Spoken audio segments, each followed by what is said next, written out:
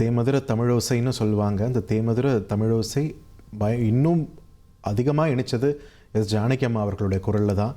இங்கே தமிழ் மட்டும் கிடையாது, தெலுங்கு, மலையாளம், கன்னடம், ஒடியா, ஹிந்தின்னு எல்லா மொழிகளுமே ஜானகி அவர்களுடைய குரலில் இனிமையாக தான் இருக்கும்.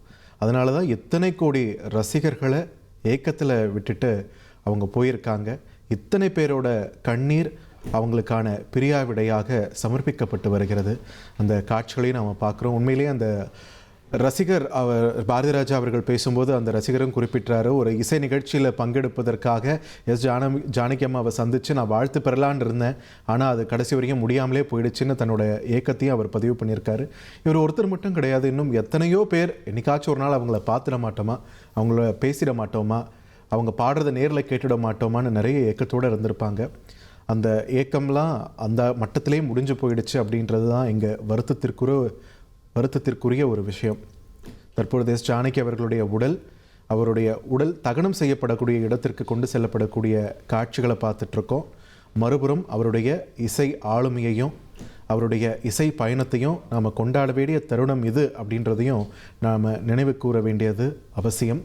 அவருடைய பாடல்கள் என்றைக்கும் நம்ம கூட தான் இருக்க போகுது, அவருடைய குரல் என்றைக்கும் நம்ம கூட தான் இருக்க போகுது அப்படின்றத மீண்டும் ஒரு முறை நாம் ஞாபகப்படுத்திக்கணும். ஆனால் இப்போ திரையில் பார்க்கக்கூடிய இந்த காட்சிகளை பார்க்கும்போது ஒரு 6 ஆண்டுகளுக்கு முன்னாடி எஸ்பிபி அவர்களும் கொரோனா காலத்தில் மறைஞ்சார். அதனால் பெரிய அளவில் யாரும் போய் அஞ்சலி செலுத்த முடியாத ஒரு சூழலாக இருந்தது.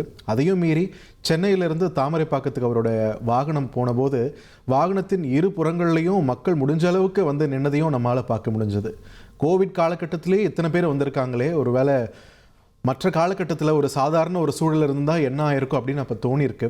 ஆனால் இன்றைக்கி ஜானகி அம்மா இந்த இவ்வளவு பெரிய மாநகரங்களில் பகுதிகளில் இருந்தால் விலகி தனக்கு உச்சபட்ச ரசிக கூட்டம் இருக்கக்கூடிய பெருநகரங்களில் இருந்தெல்லாம் ஒதுங்கி மைசூர் மாதிரியான ஒரு அமைதியான மாநகரில், அதிலிருந்தும் புறநகர் பகுதியில் ஒரு அமைதியான எளிய ஒரு வாழ்க்கையை வாழ்ந்து மறைஞ்சிருக்காங்க. ஆனாலுமே இன்றைக்கி அவங்களுக்கு இறுதி அஞ்சலியை செலுத்துவதற்காக வெகு தூரத்தில் இருந்தெல்லாம் கூட ரசிகர்கள் திரண்டு மைசூருக்கு வந்ததையும் நம்மளால் பார்த்தோம். இவ்வளவு ஏன் தமிழக எல்லைக்கு இந்த பக்கம் இருக்கக்கூடிய மேட்டூர், ஈரோடு உள்ளிட்ட பகுதிகளில் இருந்துமே கூட ரசிகர்கள் போய் ஜானகி அம்மாவுக்கு தங்களுடைய இறுதி மரியாதையை செலுத்தக்கூடிய காட்சிகளையுமே கூட நம்மால் பார்க்க முடிந்தது. அந்த இறுதி மரியாதையை இசை வடிவிலையும் சிலர் செலுத்தினாங்க. அவங்களுக்கு பாடல்கள் மேலே இருக்கிற ஆர்வம் அப்படின்றத தாண்டி ஜானகி அம்மாவின் பாடல்கள் மீது இருந்த ஆர்வம் தான்.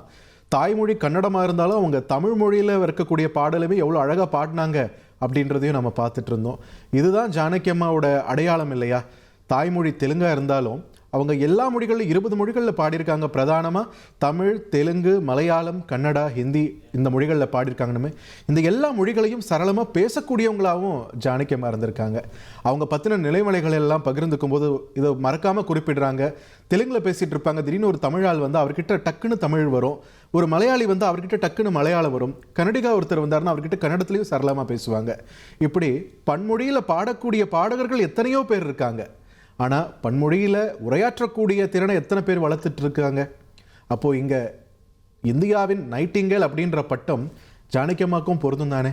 தென்னிந்திய நைட்டிங்கேல், தென்னிந்திய இசைக்குயில்னு எதுக்கு சுருக்கணும் அப்படின்ற ஒரு கேள்வியை ரசிகர்கள் இப்போவே பலமாக எழுப்ப ஆரம்பிச்சிருக்காங்க. அது மட்டும் இல்லாமல் மறுக்கப்பட்ட அங்கீகாரம் அவர் உயிரிழந்த பிறகாவது கிடைக்குமா அப்படின்ற ஒரு கேள்வி மத்திய அரசை நோக்கி மீண்டும் எழத் தொடங்கியிருக்கு அப்படின்றது சமூக ஊடகங்கள்லையும் நம்மளால் பார்க்க முடியுது. பத்மபூஷன் விருது ரொம்ப தாமதமாக 55 வருஷம் பாடி முடிச்சதுக்கப்புறம் வந்து தரீங்களேன்னு ஏற்க மறுத்தாங்க ஜானகி அம்மா. ஆனால் அவங்க இந்திய திரையிசை உலகிற்கு விட்டு சென்றிருக்கக்கூடிய அந்த கொடை இசைப்பணிக்கு பாரத ரத்னாவிற்கே வெல் டிசர்விங் கேண்டிடேட்னா அது ஜானகி அம்மா என்று சொன்னால் அது மிகையாகாது. ஒட்டுமொத்த தென்னிந்தியாவையும் தனது இசையால், தன்னுடைய குரலால் கட்டி போட்ட ஜானகி அம்மாவிற்கு உரிய அங்கீகாரமும் உரிய மரியாதையும் அரசு தரப்பிலிருந்து வழங்கப்பட வேண்டும் என்பதுதான் ரசிகர்கள் மட்டும் இல்லை, பொதுமக்களுடைய வேண்டுகோளாகவும் வலியுறுத்தலாகவும் இருக்கிறது. அதற்கான குரல்கள் தற்பொழுது சமூக ஊடகங்களில் ஒலிக்க தொடங்கியிருக்கு அப்படின்றதுமே நம்மால் பார்க்க முடிகிறது. இன்னும் சற்று நேரத்தில் ஜானகி அம்மா அவருடைய உடல் தகனம் செய்யப்பட இருக்கக்கூடிய இடத்திற்கு கொண்டு சென்று சேர இருக்கிறது. அந்த வாகனம் செல்லக்கூடிய காட்சிகளை தான் நம்ம திரையில் பார்த்துட்ருக்கோம். தன்னுடைய அன்பு மகன் முரளி கிருஷ்ணா 6 மாதங்களுக்கு முன்னாடி உயிரிழந்த போது மிகவும் துவண்டு போயிருந்தார் ஜானகின்னு அப்போ இருந்தே நிறைய தகவல் வந்தது. இன்றைக்கி பத்திரிகையாளர்கள்கிட்ட பேசும்போது பாடகி சுஜாதா அவர்களும் இதையே பதிவு பண்ணியிருந்தார். ஸோ தன்னுடைய மகன்கிட்ட தான் அவர் மீண்டும் போய் சேர்ந்திருக்கார். இறைவனடி சேர்ந்தார் அப்படின்னு சொல்கிறத விட தன் மகனிடம் போய் சேர்ந்திருக்கிறார் எஸ் ஜானகி அம்மா என்று சொன்னால் இன்னும் சால பொருத்தமாக இருக்கும். தன்னுடைய அன்பு தம்பி பாலுவும் அங்கே தான் இருக்கார், பாலசுப்ரமணியம் அவர்களும் அங்கே தான் இருக்கார் இல்லையா? ஸோ எஸ் ஜானகி அம்மா அவருடைய மகனையும் தம்பியையும் சென்று சேர்ந்திருக்கிறார் அப்படின்னு தான் இதில் நாம் ஆறுதலாக எடுத்துக்க வேண்டும். அவருடைய இறுதி ஊர்வலத்தை இப்போ நாம் பார்த்துட்ருக்கோம். இசை உலக பேரரசியின் இறுதி ஊர்வலம்.